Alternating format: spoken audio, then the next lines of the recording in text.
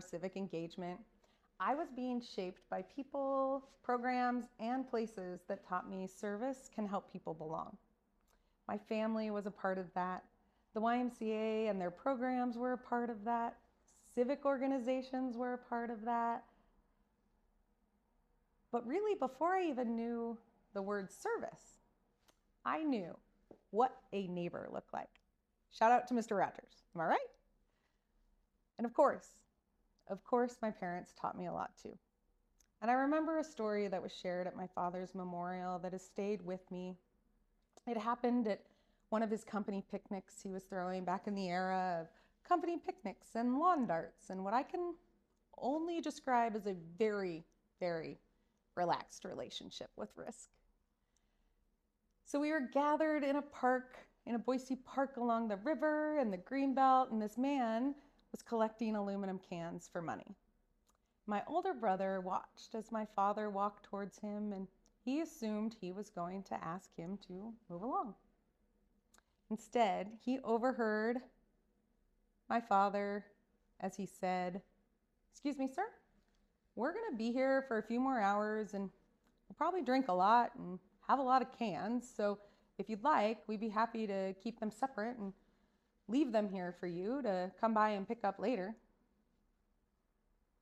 So he didn't have to search through the trash.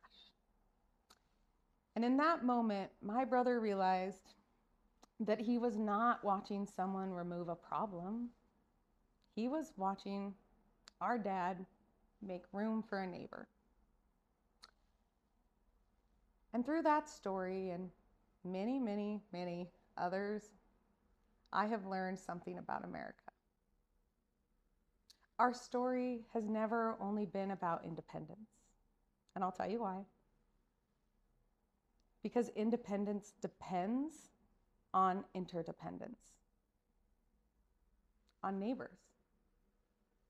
Now, over the years, that lesson helped inspire what is now the Idaho Network for Service. And that was after hearing Congressman Baird speak at a conference I was attending in DC. And when he got to the moment where he was sharing about the DC exhibit that worked with the local YMCA, local Rotary, and public library, well, I just knew that that was my personal diagram of awesome. My personal Venn diagram of awesome had come to me in DC, and I just had to see what we could come up with in Idaho.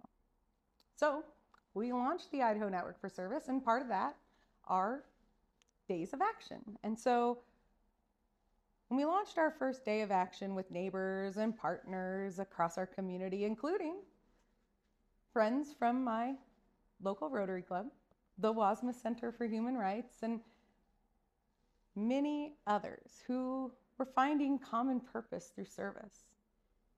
And I will just tell you, in Idaho, in January, launching on Martin Luther King Jr. Day, the station that had hot cocoa as a treat, well, it was cold enough that hot cocoa started to feel less like a treat and more like a requirement and maybe even good public policy. So we are there, and there was cocoa, and there were gloves, and there were neighbors cleaning up a riverbank in January.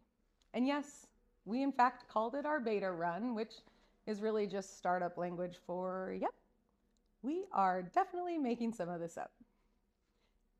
So many beautiful things happened that day, and one of them happened at the station actually with the hot cocoa. There, we invited people to trade a cup of cocoa for handwritten reflections on service.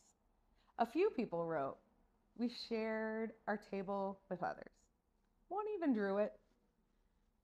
Another wrote, "I want to help my kids bring one of their community ideas to fruition." Small acts, ordinary acts, neighbor acts. And that is where our future is shaped. In those acts, in those choices, in teaching the next generation what neighboring looks like.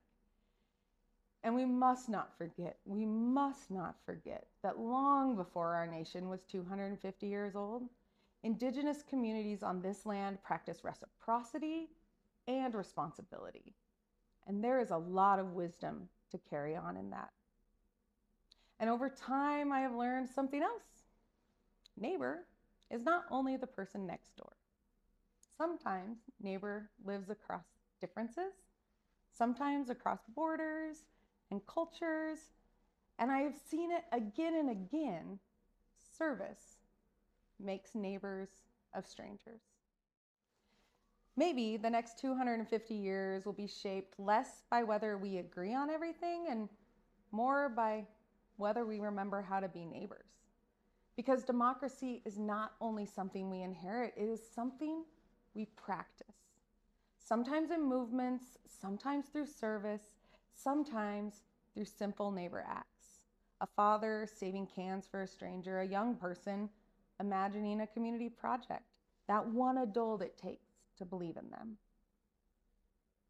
These may seem like small things, but perhaps that's how our nation is renewed.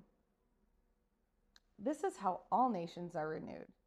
Mr. Rogers once told us to look for the helpers, and I've come to think that part of our work now in 2026 is actually becoming them.